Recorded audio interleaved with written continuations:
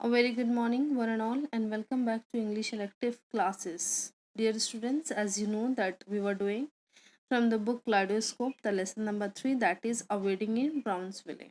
Okay, so a wedding is going to be happen, and it's generally talking about the community, a community and tradition of Jewish community, Jewish people, and how they are Jewish. That's we known so far. And the protagonist of this story is Dr. Solomon Margolin. Solomon Margolin basically the member of Jewish community as well. It talks about that he pay free of cost. He treat with a person like Jewish writer, refugees, rabbis. So they supply medicines also if necessary, then bed also free of cost. Okay. So let's move the next one. There had there had been a time when he had gone regularly. Okay, sorry. There had been a time when he had gone regularly to the meetings of the Sensi Miners Society, had accepted positions in their ranks, and had attended all the parties. Okay as we know that अब जो है Solomon मार्गलिन को parties में बहुत जाना पसंद नहीं है। तो वो बात कर रहे हैं कि पहले वो हमेशा इन कम्युनिटीज़ मीटिंग्स में जाया करते थे, पार्टीज़ में जाया करते थे, फंक्शंस में जाया करते थे, और उनको एक पोजीशन मिली थी उन्हों मिली थी जिसको उन्होंने खुशी खुशी एक्सेप्ट किया था। और हाल फिलहाल में अब इन मीटिंग से भी, इन पार्टीज से, सब चीज़ों से इनका मन बिल्कुल उब सा गया है। Now, Abraham Maclise was marrying off his youngest daughter, Sylvia. The minute the invitation arrived, Gretel had announced her decision. She was not going to let herself be carted off to a wedding somewhere out in the wilds of Brownsville. Okay, here she says, now अब उनको एक invitation मिलता है किसका, इब्राहिम मैकलिस जो वहाँ के Landsman हैं, उनके सेंसीमाइन के उनकी छोटी बेटी सिल्विया की शादी हो रही है, उनको इनविटेशन मिला है उसी का। जैसे ही ये इनविटेशन आया, डॉक्टर सोलोमन मार्गोलिन की वाइफ जो है Gretl, as you know it's name is given, तो उन्होंने कहा कि I don't want to go to any wedding जो ब्राउन्सविला में है। So here what is the meaning of Brownsville? आजकल क्या जो ट्रेंड है शादियों का कि हाईवे में बहुत सारी जो है रिजॉर्ट होती है, एंड वहाँ पे ये पार्टी को ऑर्गेनाइज की जाती है, जो आउट ऑफ टाउन भी होता है, टाउन के अंदर नहीं होती है। ओके, तो ब्राउन्सविला भी एक तरह का कंट्री साइड है जहाँ पे ये शादी ऑर्गेनाइज किया गया है। Then the wedding invitation comes. Wild means here it's showing कि वाइल्ड मतलब आउटस्कर्ट पे, शहर के बाहर ब्राउन्सविला में जाना। Okay, so she says that I am not going, let my self carted off means away, I am not going there, मुझे इस शादी में जाने से इनकार है बिल्कुल, अगर आप चाहे तो जा सकते हैं। And then what happens, if he means Solomon, if he once wanted to go and gorge himself on all kinds of greasy food coming home at 3 o'clock in the morning, that was his prerogative. Okay, सो यहाँ पे वो बोलती है कि अगर आप चाहे तो जा सकते हैं, जॉर्ज हिमसेल्फ मीन्स कि टू ईट अ लॉट, ठीक है, आप चाहे तो जा सकते हैं, शादी का खाना खा सकते हैं, all kinds of greasy food will be there. जैसे कि हम लोग जानते हैं कि शादी में तो आम खाना बिल्कुल खातिरदारी नहीं की जाती है, जितना खासम खास होता है जिसके लिए भी ही ट्राइज हिज बेस्ट। सो यहाँ पे ये कहा जाता है कि ठीक है आप जा सकते हैं, बट 3 o'clock मॉर्निंग में आप आ सकते हैं, उससे ज़्यादा लेट नहीं। That was his prerogative. Okay, means की exclusive right, your choice, please don't take me there. Okay, she doesn't want to go. Now doctor Margolin admitted to himself that his wife was right. और अब doctor Solomon के जो है कि सोचा कि या मेरी जो वाइफ कह रही है बिल्कुल सही कर रही है, because the wedding was at Sunday morning, when would he get a chance to sleep? He had to be at hospital early morning, Monday morning. Moreover, he was on a strict fat-free diet. Okay, so यहाँ पे वो कहती है कि obviously you can go, but Solomon Monday morning में आपको आना है, संडे इवनिंग का पार्टी है, मंडे मॉर्निंग में you have to return also, क्योंकि मंडे को आपको रेगुलर वर्क के लिए जाना है। He thought my wife is right. Doctor Solomon जो थे वो डाइट पे भी थे कि अगर वो शादी में जाते जाते हैं so he will have all those greasy food, means rich food, okay. Diet में पूरा पानी फिर जाएगा, तो उसको ये लगता है कि अब वो भी चिंतित में आ गया कि रियली अब मैं तो इस डाइट पे हूँ, अब जाऊँगा तो obviously I will eat all those things, so मेरी डाइट पे जो है बिल्कुल पानी सी फिर जाएगी। Then a wedding like this one would be a feast of poisons.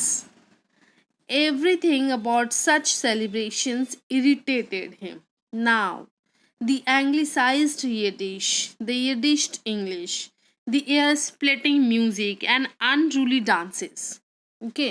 और इस तरह की जो वेडिंग होती है एक पॉइजन की तरह होती है, because we don't have control over our tongues, our body.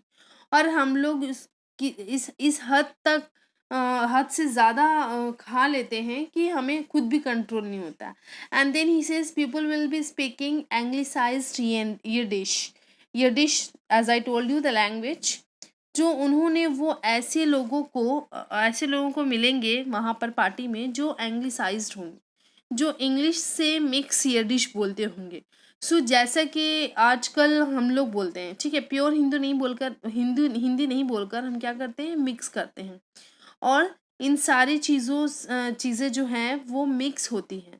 And there will be loud music और बहुत बेहुदा डांस भी, जो सदियों में जैसी होती आ रही है, वो सब मतलब बिल्कुल उसको चुभेगा वो सारी चीज़ें। He won't like all this thing. तो सोलोमन मार्गरेट जो है every custom was disordered. Now continue.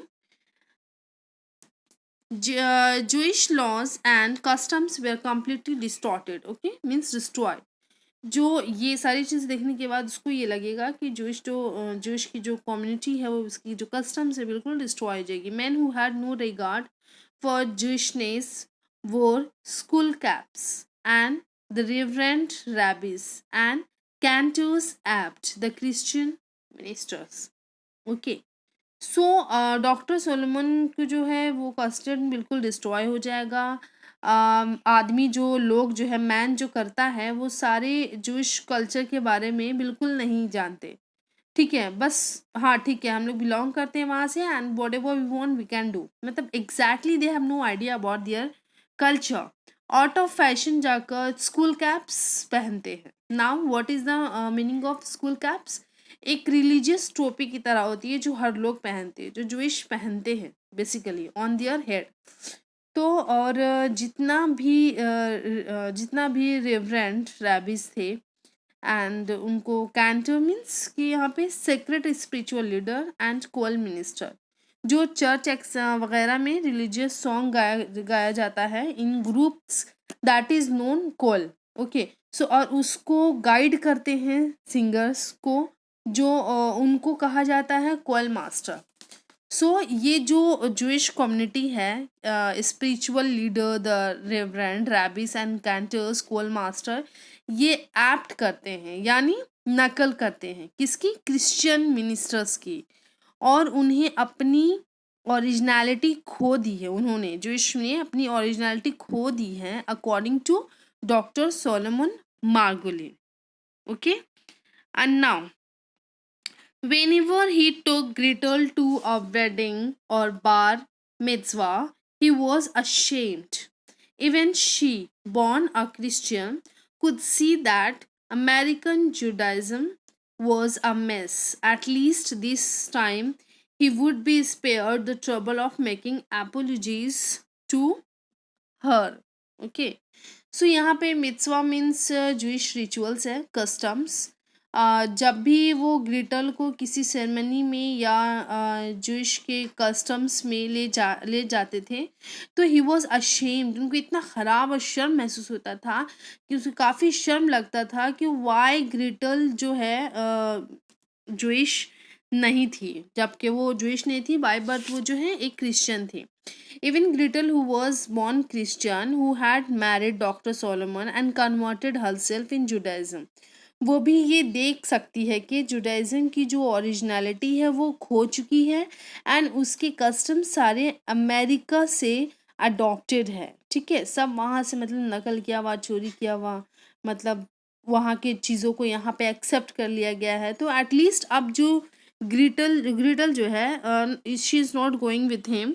अब वो इन दिनों उसके साथ कहीं भी नहीं जाना पसंद करती है। एट लीस्ट अब डॉक्टर सोलोमन को ग्रिटल से अपोलोजाइज़ करने नहीं पड़ेगा फॉर पीपल, लोगों के लिए, and whom he will be meeting in the, जिससे भी वो मीटिंग में मिल रहे होंगे, जिससे भी बातें कर रहे होंगे, एंड और जो लोग इनसे बहुत ही अनफॉर्मली बिहेव करेंगे करने वाले हैं, because see doctor Solomon Margolin was very formal kind of person, okay? बहुत ही शांत मिजाज के, सीधे साधे लाइन पे चलने वाले व्यक्ति थे। सो उनको कहीं न कहीं ये सारी चीज़ें खलती है, and then he agrees that मुझे बार-बार उससे अपोलोजाइज़ करने की, माफ़ी माँगने की ज़रूरत नहीं पड़ी, बिकॉज़ एवरीबॉडी नोज़ कि मतलब जो भी है वो गलत हो रहा है। So here it is. Usually after breakfast on Sunday, Sunday morning की बात की जा रही है कि ब्रेकफास्ट की बात? Okay, this paragraph will be continue in my next video, because अगर ये ज़्यादा लेंदी हो गया so maybe you will miss some concept, and little bit we will go, it's not so hurry to go fast. Actually, just give a pause, because the things which in elective English basically is very tough one. So अगर हम इसको थोड़ा थोड़ा करेंगे that will be more easy for us to understand it's, okay? So for the next one, अगर इस series को continue करना है so please don't forget to watch all the videos, and yeah, if you have not subscribed it, then subscribe it first one, that you will get the latest update very soon. So please do it. The elective English students, though there are less number of students in elective English, but still, whatever how much students are there, we know it very well, that please do it, and don't miss any videos. Keep watching, keep learning. Thank you.